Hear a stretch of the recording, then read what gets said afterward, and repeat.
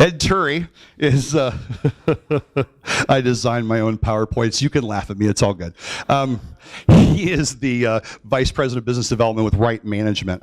They're a global career management and talent management consulting firm. Before he joined Right, he spent 11 years as a business coach, helping business executives, small business owners grow their businesses and improve their leadership skills. He's got an MBA from Notre Dame, and he's an adjunct professor at Anderson University, a father and a husband. Give Ed Turi a big round of applause as he comes to speak this thing.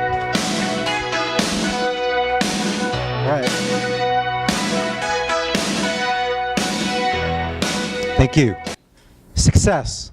We know there's a lot of reasons that lead to success and happiness.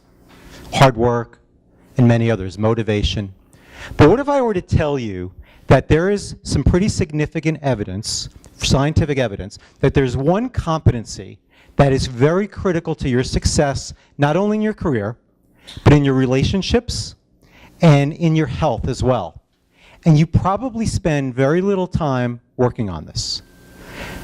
And you can develop it, and you've probably never, ever been taught this in school. What am I talking about? Well, I'm talking about something that is related to emotions, and it's called emotional intelligence.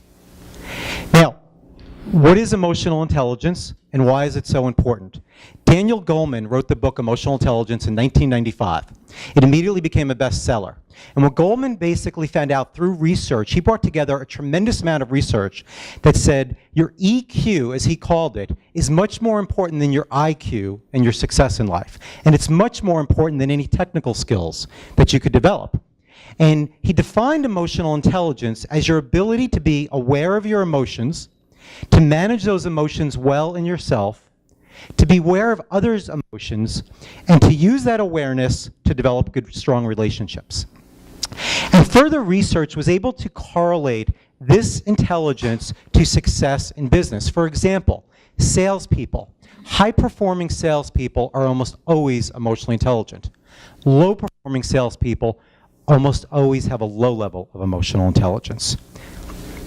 Let me give you two other examples of emotional intelligence and how it impacts us. One is our health. There was a great book written in 1991 by Dr. John Sarno called Healing Back Pain. And Dr. Sarno made a connection between emotions and chronic pain. And he found that many people that were coming to him with back pain, shoulder pain, and neck pain, it was not because of physical problems. It was because of what he called suppressed emotions. And when he finally realized this and put together a very simple educational program, thousands of people found their back pain was disappearing. If you don't believe this, go check out Amazon, pull up the book, and read over 700 reviews about Dr. Sarno. It's fascinating information. Harvard Business Review wrote an article, Dr. Goleman wrote an article in 1998, I believe, called What Makes a Leader? And it was about emotional intelligence in leaders. Think about the best leaders you've ever worked for. They were probably high in emotional intelligence. They managed their own emotions well. They were able to pick up on your emotions, and they were able to create positive emotions in others that made people want to work for them, want to follow them, and they were able to drive transformational change.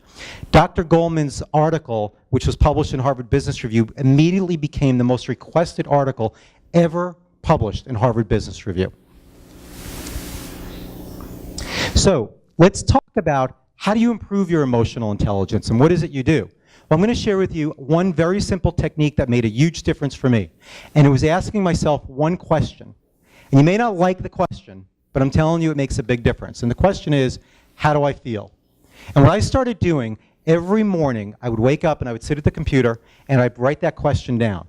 And I would write down my answers to that. And sometimes I would write down, I feel anxious. Sometimes it was frustrated. Sometimes it was excited. But it was that information that was huge in helping me to understand my emotions, change my emotions, which led to some of the best performances I've had in the last few years.